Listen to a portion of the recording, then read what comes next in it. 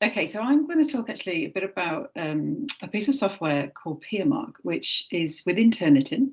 It's available to all members of staff who have access to Turnitin and use it for their assignments. But it's not something that seems to be particularly popular around the university. And when I tried to use it this year, during the first lockdown, I had to get a lot of help from digital education to kind of get up and running with it. And it was actually new to them as well. So I thought it just might be useful to pass on what I learned about it to people who might be considering using it. And it's a really good digital tool to use to get students to give each other feedback during this time. In the past, when I've tried to do peer review work, I've just handed out bits of paper and done it that way. But obviously that's not possible at the moment. And it definitely wasn't possible in the first lockdown.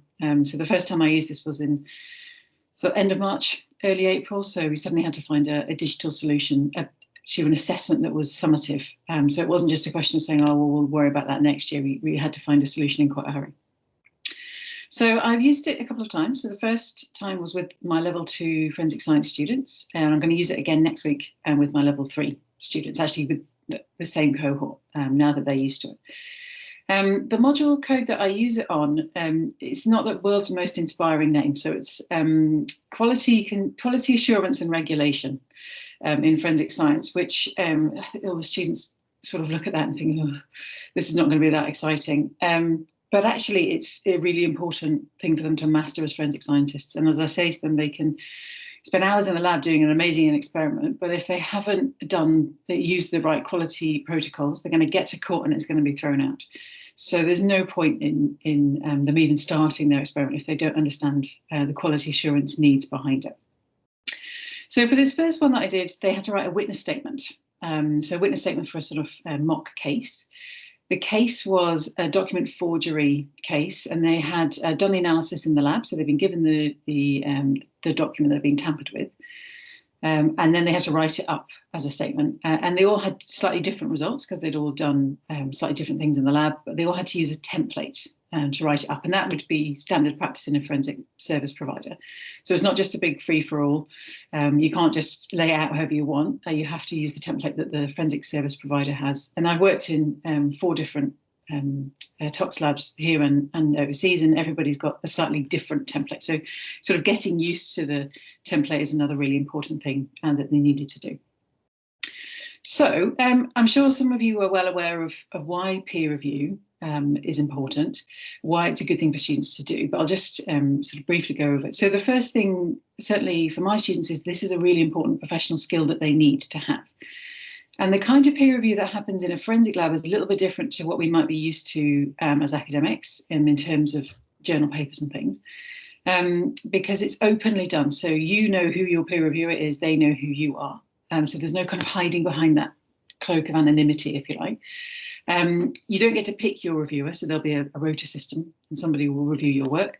But literally everything that you do is checked by another person.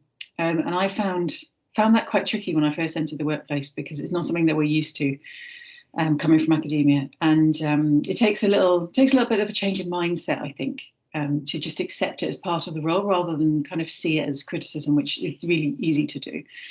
So I wanted them my students to kind of get into that mindset really early on, so it didn't come as a big shock to them when they got into the workplace.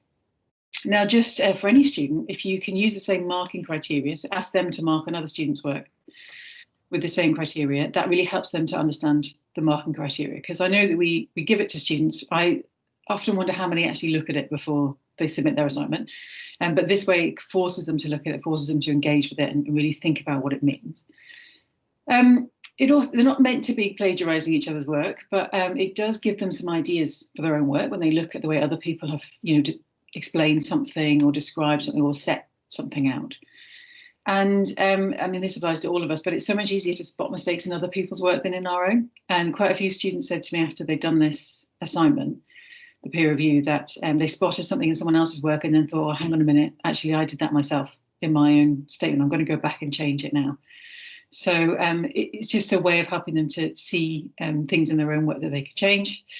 I did a lecture in advance about what the purpose of peer review is in this forensic context, and also a bit about the kind of language you should be using, the tone, professionalism. I gave them an example, and I would recommend you give them an example of a peer review of someone else's work, just so they can see the kind of things they need to look for, see the way things should be flagged up and so on. Obviously, you will know your students best, so you know how much advice they would need along those lines, and how used they are to giving each other feedback and things. But that's something I would recommend, is just to have a discussion with the students about the way in which they're going to do their peer review.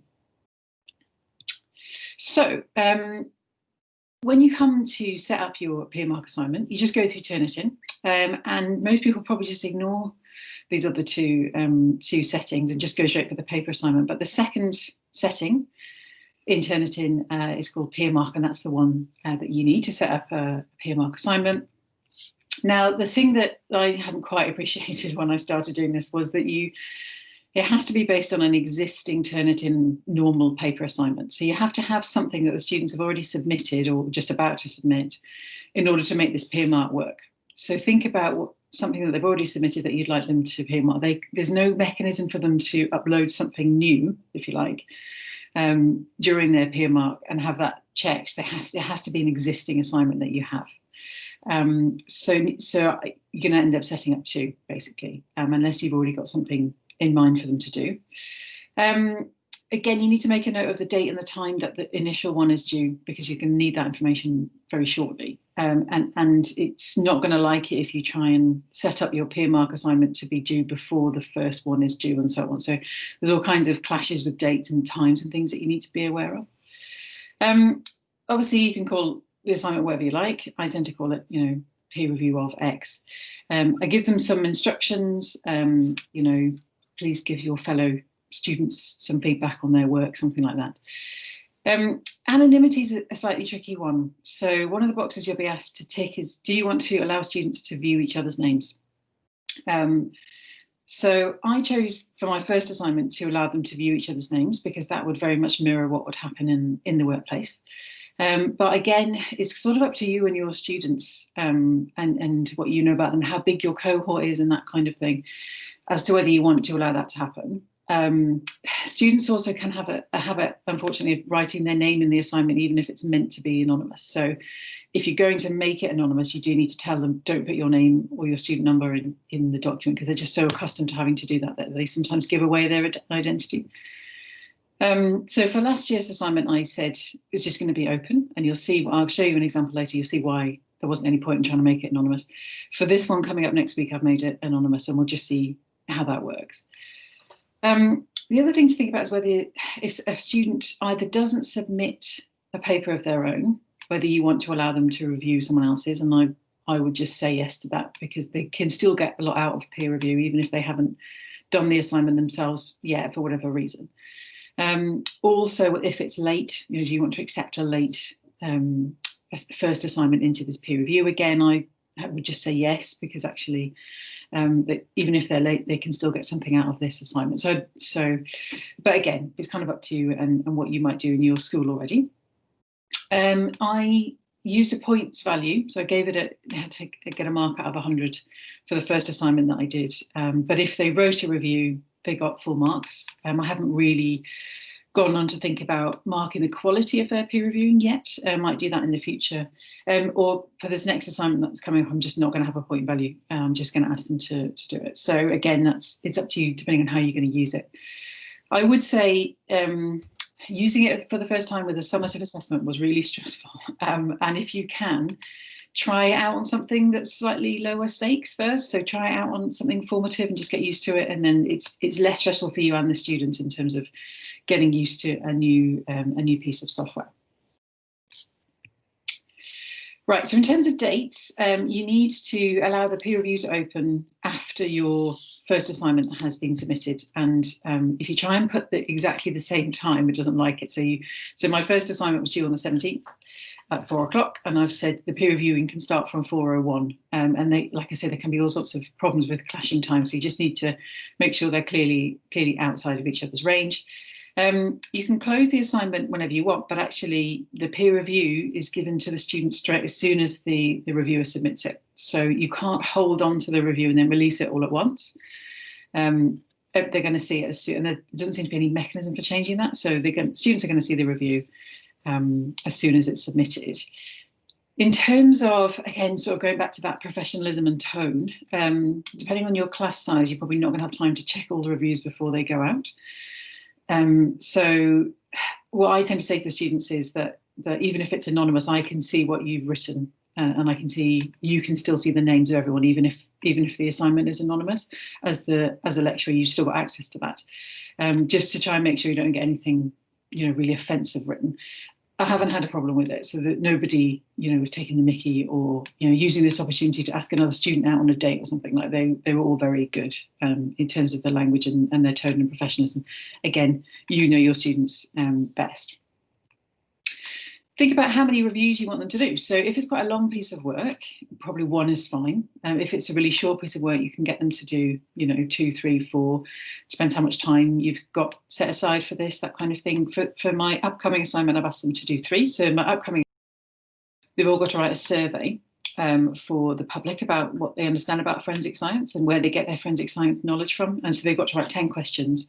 And that's quite a quick thing to review. So I've asked them to do 3 reviews. And again, you've got a choice as to whether students can pick each other or whether you just get the system to assign reviews to each other.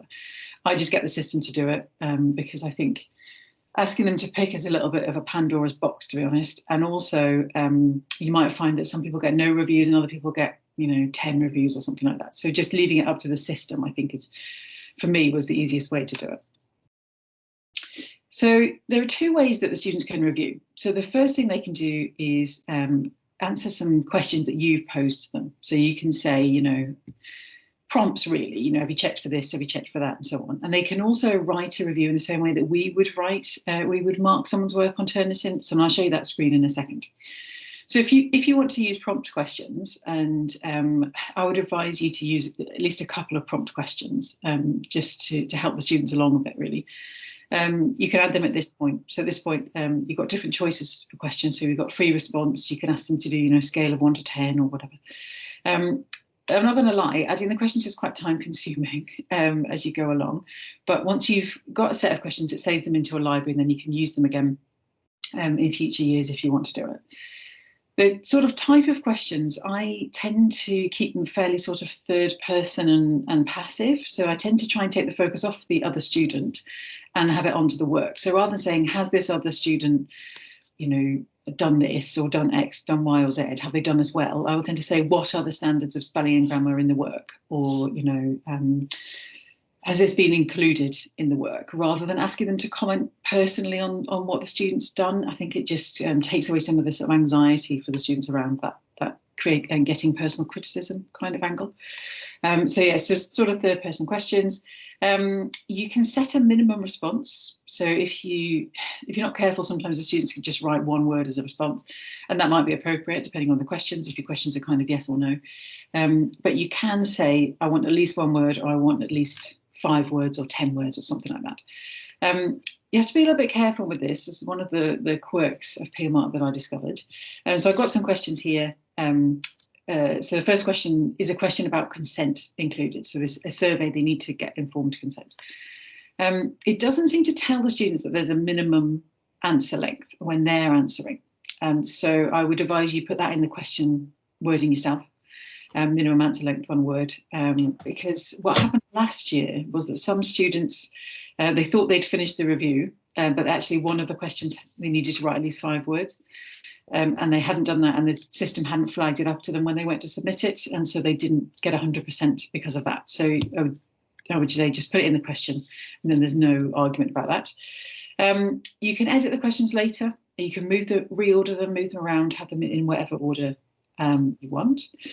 So the kind of questions I put here, so there's a question about consent, there's a question about signposting, is the language suitable for non-experts? So this was from members of the public. Do you have any comments on specific questions? And so if you're going to sort of use yes or no answers, it's always good to say, if your answer is no, give an example or mark up an example on the paper, and I'll show you how they can do that in a minute. So this is the other way that they can write a review. So it looks very similar to what we can see on Turnitin. This is the witness statement from last year. And you can see that they have to put their name in the statement as part of the template. So there's just no point in trying to make this anonymous. You could have it anonymous. You could have the author known to the reviewer, but not the other way around. But that seems to me to be a bit unequal. And we've all had that experience in, you submitted a paper, and that kind of power imbalance means that the reviewer can write something quite unhelpful or not very constructive. So I think having them both known to each other is probably the best way to avoid that in the future. So you can see on the left that we've got some quite simple tools that they can use. It's not quite as sophisticated as what you can normally do on Turnitin as an instructor, but it's definitely enough. So they can write text, they can highlight things in different colours, they can put sort of quick mark type things in. And then on the right-hand side, you can see these are where your questions will appear. So your questions will be, have they done this, blah, blah, blah. Is this correct, yes or no? And then right down at the bottom are the questions they can save and submit. Now, it's not, I have to admit, it's not entirely clear to me whether they can save and then come back to it later. So I had some students who said that they had tried to do that and then everything had just been wiped and blah, blah, blah. It's very, very difficult. In fact, it's almost impossible for you to see, you as an instructor, to see what they can see. So Mike Shaw from Digital Education was really helpful. So Digital Education can see what they can see, but we can't. And I tried all kinds, I spent hours messing around with, student previews and things, and it just doesn't work. So this is what I can see, and I'm kind of assuming that this is what the students can see. And this is why I say practice it with something formative, and then it's much lower stakes. Now, there is a slight problem with this setup, because if you look over on the top left, it says print. So actually the students can at this point print each other's work out, and there doesn't seem to be a way of disabling that. So again, that's something to think about. If I don't know how many of the students actually realised they could do that, and I didn't flag it up to them as being something they could do. But it is a possibility that one of them could print someone else's work. So again, something to think about with your students and the assignment that you choose to do it on. How important is that if somebody does spot that? Now, if you want to see how they're getting on with their reviewing, you can just do that through the normal Turnitin assignment inbox. And you can see, obviously I've had to redact out the names, but you can see on the left, you can see the reviews that they've done. So they've submitted one review, which is all they had to do. And you can read that review, and on the right, you can look at the reviews that they've received. And that's quite useful to see, because not everyone will necessarily get a review, depending on how many students engage with the reviewing assignment. And some of them just didn't engage with it. And then I ended up having to review it, which is really time consuming for us as staff. So it's useful to have a quick way of seeing who's had a review and who hasn't at the end of the process.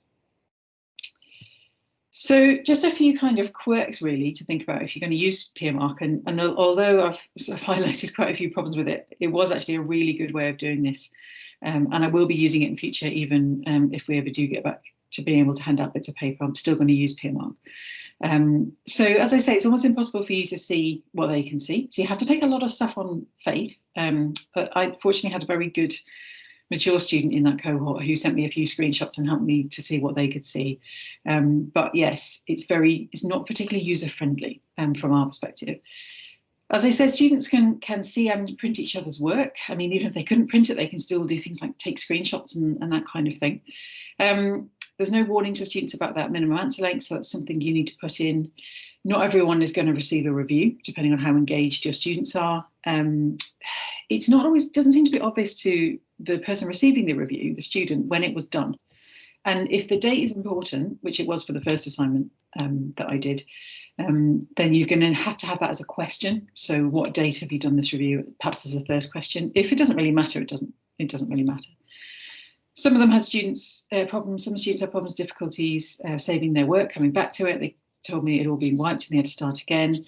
And what I would definitely advise doing is run a parallel session. So if you're going to have your peer review open, let's say for 24 hours or something like that, put in a slot and run something on Teams or Collaborate where you can help them with the questions that they have, because they are almost certainly going to have questions. So that's just something that will help you. Otherwise, you're going to get a deluge of emails, which is, as we all know, is quite stressful.